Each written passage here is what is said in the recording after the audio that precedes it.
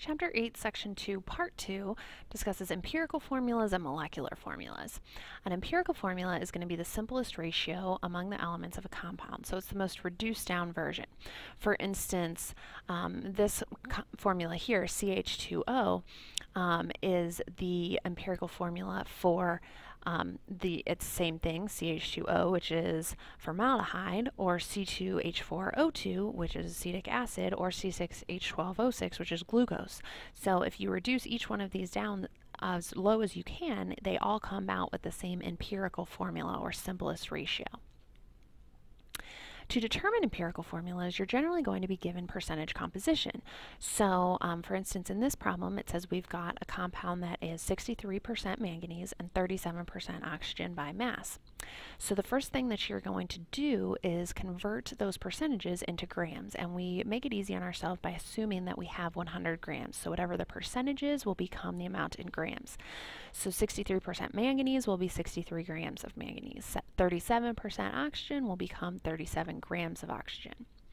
Now, if in the problem they already give you grams as opposed to percentages, then you would just be able to skip this first step.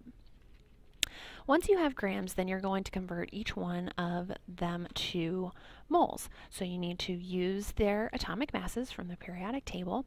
So here we've set up 63 grams of manganese times 1 mole over 54.94 grams, and that just came from the periodic table. So that will cancel out our grams units and tell us how many moles of manganese that we have. And we're going to do the same thing for our other element here, which is oxygen, whose atomic mass is 16 grams per mole. And so that will come out 37 times 1 divided by 16 is going to be 2.31 moles of oxygen. Now for the next step, you're going to take the smallest number of moles and divide the other moles by that value. So, for instance, in these two that we got 1.15 moles of manganese and 2.31 moles of oxygen. So obviously 1.15 is the smaller value. So we're going to divide that by itself, and we're also going to divide 2.31 by that value. And this number that you get here, you want to round to a whole number. This is going to tell us how many of each of these elements are going to go into our formula. So 1.15 divided by itself is 1 manganese, and 2.31 divided by 1.15 is approximately 2 moles of oxygen. So when we write out our empirical formula, then we're going to have MnO2. Now, a molecular formula is the actual number of atoms that are in a compound, so it's not necessarily the most reduced down version. This is the true formula that the chemical will have. And we can determine a molecular formula if we have the empirical formula and the molar mass of the whole compound. So in this problem here, we've got an empirical formula of P2O5 and the molar mass of our entire compound, which is 284 grams per mole. So the first thing that we want to do is to take this empirical formula and find its molar mass. So we're going to add up 2 phosphoruses at 30.97 grams per mole and 5 oxygens at 16 grams per mole.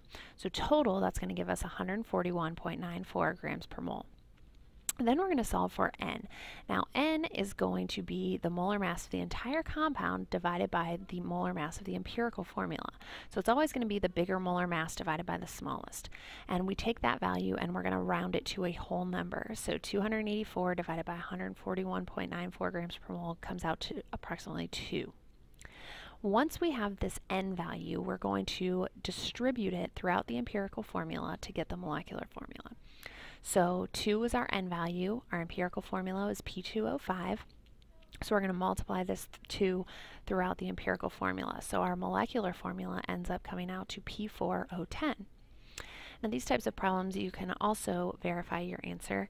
And if you add up 4 phosphoruses and 10 oxygens, that comes out to 284 grams per mole, which is what the original molar mass of our compound was. So that's just kind of a way to self-check.